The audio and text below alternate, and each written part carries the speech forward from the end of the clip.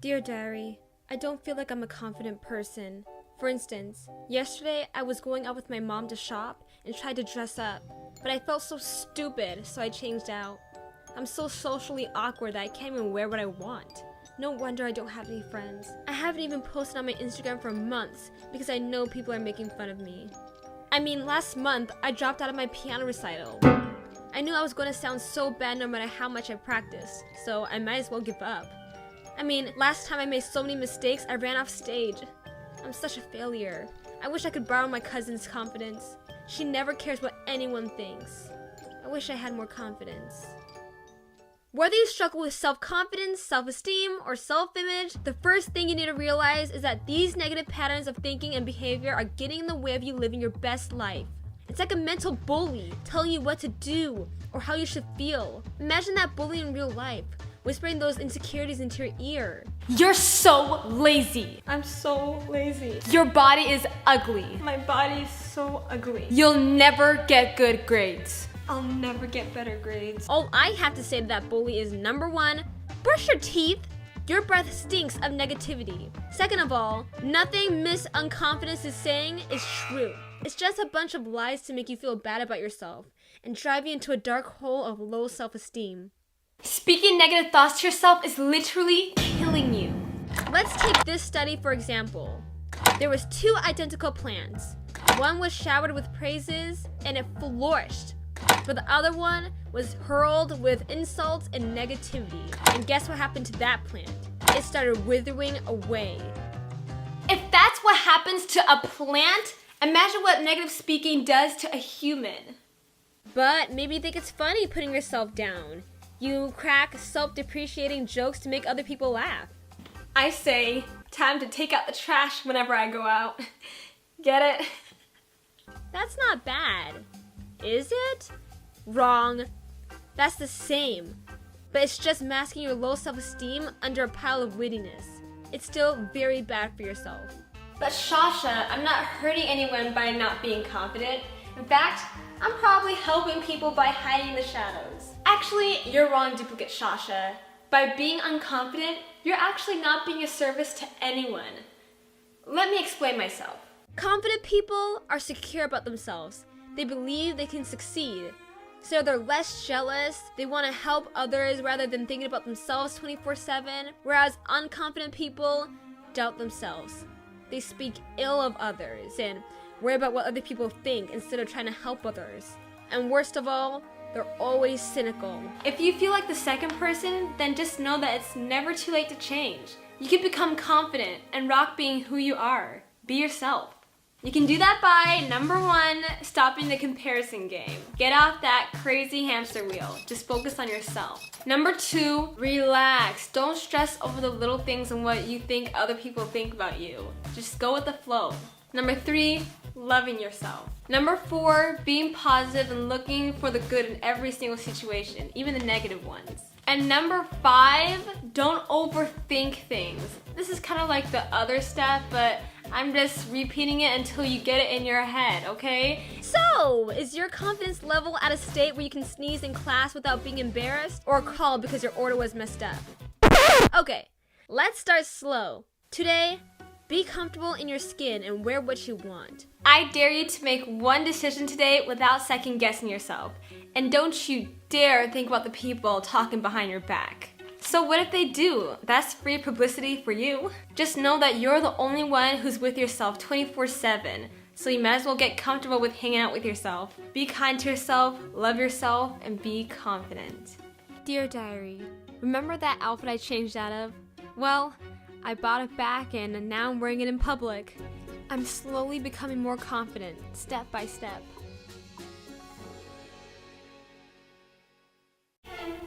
My assignment is due on the 17th. That's a week from now. I have plenty of time.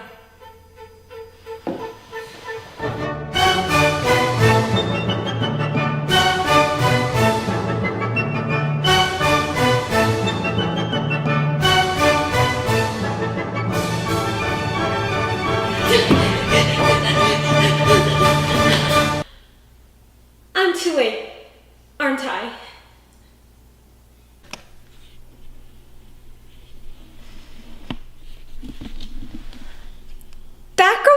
and looks just like me. Okay, I admit, even while recording this video, I was procrastinating. Ooh, you just exposed yourself! Indeed, I did. Dear Diary, I waste time. A lot. But seriously, why does each day seem like I get nothing done? I make big plans, but they always fall through each time. Are you sure I have the same 24 hours as everyone else? Because it seems more like 5 minutes. In all honesty, I have nothing and no one to blame but myself. It's not like an evil villain is locking me in a closet and keeping me from accomplishing my goals. It's me who's locking myself away with the chains of procrastination, and the only way to unlock myself is with the key of time management. I know, it sounds super boring, but that's the only way you'll be able to accomplish everything you need to do in a day, by mastering the art of time management. Sorry I'm not giving you super cool tips on how you can get more things done, like cloning yourself or drinking this anti-lazy juice that boosts your motivation. That would be super cool, but too bad those things only exist in sci-fi and fantasy books. Nope, this is real life. And in real life, there is no magic potion to success, just hard work. With that being said, let me give you guys a few tips on how you can stop wasting time and check off that to-do list successfully. Tip number 1, time blocking. And no, I don't mean blocking time on Instagram, I mean setting a certain amount of time at any task that you do. Let me give you guys an example. Imagine if math was for 14 hours, no lunch break, and they wouldn't let you out of school until midnight. That would be a nightmare. But thankfully, they don't do that. They have all the subjects nicely organized so that all the students can get everything done in a timely manner. If you prioritize time blocking for your to-do list, then you will get way more done than you usually do. Tip number 2, do not multitask. If a clown juggles too many balls, then he won't be able to keep up and all of them will fall to the ground. The same goes with you. If you juggle too many tasks all at once, then all of them are bound to be dropped. So focus on one main task a day. Yep, I didn't say 3, I didn't say 2, I said 1. At the end of the day, it might seem like you got nothing done, but trust me, it's better to put 100% in one task versus 1% in millions of tasks. Number 3, eliminate all distractions. No snacking or scrolling while you work. Yep, I'm talking to you. Put the phone down and work. I don't care if you have to work out in your bathroom or do your homework in your backyard if that's what it takes to get rid of all distractions. And no, you do not get to work in your room. That is a trap that'll lead you to fall asleep, which is totally not what happened to me multiple times. And last but not least, have a treat prepared for you when you finish your work. Whether it's a series you always wanted to watch or a dessert, have something that you'll look forward to, but only treat it to yourself after you're done with your whole to-do list. And just remember, you will never be able to get those 24 hours back. So make sure to make the most out of your day. Work hard, but don't forget to take some breaks. Dear Diary, for the first time ever, I was able to check off everything on my to-do list. I feel so productive.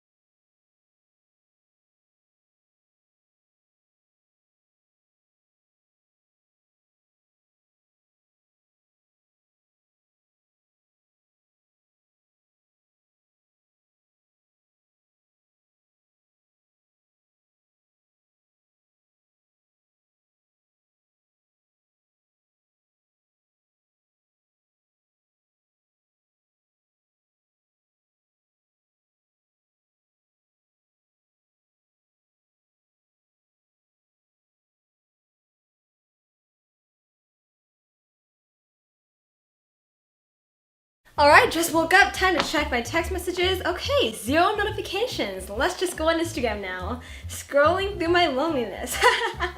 Oh look, there's people going to parties. Oh look, there's people hanging out. And they're at the mall. I thought people didn't go to the mall anymore. And so many people just knowing each other. Like, how do they even keep up with all their names? Like, what? Am I the only lonely person on this world? During my life, I've gained and lost friends. I've had pen pals. I've made friends at church. But the only best friends I've ever had my whole entire life, honestly, are my siblings. We are BFFs. We do everything together.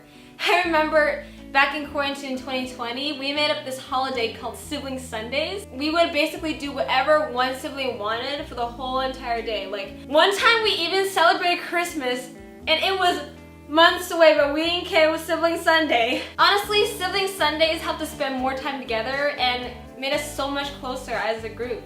But I do have to say, even if someone has siblings, there's still a want, a need to be friends with someone other than the annoying sister or brother that lives with you. Just kidding! No, but seriously, I'm seeing more people these days saying that they're lonely or have no one to talk to, even if they have a big family or have friends at school. Why is this? Well, there could be many reasons why some people are feeling like this, and why you could even be feeling like this too. Reason number 1, you feel like you can't connect to your friend group. You feel like everyone's talking around you, but not to you. You feel like you aren't listened. And when you finally start to speak up and talk about your passion, everyone looks bored, and you start to feel like you're the annoying friend. That's the worst thing ever. Now, I'm not saying that if someone likes anime, everyone, the whole entire friend group has to watch anime. Or if someone likes K-pop, everyone has to listen to K-pop now. What I mean is that if someone brings up something they like, people shouldn't just brush them off. And maybe you feel like you're getting brushed off, and you feel like no one's paying attention to you when you talk. But maybe you don't relate to this reason. Maybe your friends do listen to you when you talk about your passion. But you could relate to reason number 2, which is your friends actually want to be close to you, but you're the one pushing them away. Ooh, I bet you didn't think about that. But why do you feel this way? Why do you feel the need to withdraw yourself from your friends even if they want to be closer to you? Well, maybe you're fearing intimacy. You don't like feeling vulnerable. Maybe putting your feelings out there is scary. Because you know, the more close you draw to your friends, the more that you have to share about your life, which means they'll see your flaws. And maybe you aren't comfortable with that. So maybe when you hang out with them, it's like a TV show. Everyone is having fun except for you. You're just on the other side watching everyone and not participating. But maybe if you don't even relate to that reason, maybe you relate to this last reason, which is maybe you're pretending to be someone who you aren't when you're around with your friends. You fear that your friends will not like your true personality, so you create a fake persona. You dress a certain way, you act a certain way so that they can befriend you. But it's exhausting keeping up with this facade, and you feel lonely because no one really knows the true you. Or maybe you don't relate to any of these 3 reasons and you just have no friends. Well, I'm here to tell you that that is not true, okay? First of all, you have 1 friend, and that's me, okay? And number 2, how can there be billions of people on this earth and no one wants to be your friend? Okay, that's cap, okay? I wholeheartedly believe that you can make connections that will turn into lifelong friends. Now, don't worry, I'm not gonna give you tips like say hi to everyone in your small town. Nah, I'm gonna do something that's more hip with the kids these days, Gen Z. And what am I talking about? I'm talking about the amazing world of social media. Hey, remember that phrase, don't talk to strangers? Well, that went out the door. More than ever these days, people are making lifelong connections online. I mean, remember the story of the grandma who accidentally invited a stranger to her Thanksgiving dinner? Well, now he goes every year. And it's getting turned into a Netflix film. Don't be afraid to reach out to online communities that have the same interests as you. Try joining Discord servers or fandoms on social media. And when you need a study buddy, join study groups online. The good thing about Discord and social media is that you don't even have to show your face. This is so good for people who have social anxiety. You can talk to people and talk about your interests while being comfortable with how you do it. There's also another way to make friends too. Hey, remember the piano lessons your parents forced you to do when you were little? Well, now I'm forcing you too. Join classes to get social while doing what you love to do. Do you like gymnastics, baking, art? Well, find a class that's local in your city and join people doing it too. Whatever it is, it will take the pressure off of conversating and just focusing on doing the hobby. I know, it's scary to put yourself out there. You feel like people won't like you or they'll be annoyed by you. Well, I'm here to reassure you that you don't have to jump into this social pool all at once. Slowly make yourself comfortable into these spaces. At first, you don't even have to talk to anyone. Just show up. Just listen, hang around, and if someone approaches you, then be confident and talk to them too. Just don't pressure yourself to make the first move. But above all, this last point is actually going to surprise you the most. Be comfortable with being alone. Now I know it sounds bad, but it's actually good to spend some alone time with yourself. It boosts your personal development and makes you more productive. I mean, just ask the scientists over there. No, seriously, spending alone time every now and then actually cuts back on worrying about what other people think of you and helps you work on yourself more. Because at the end of the day, the person you're gonna spend the rest of your life with is you. So you might as well befriend yourself.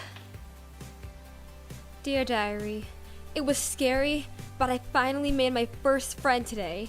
We swapped phone numbers, so we're going to talk later. I'm so happy.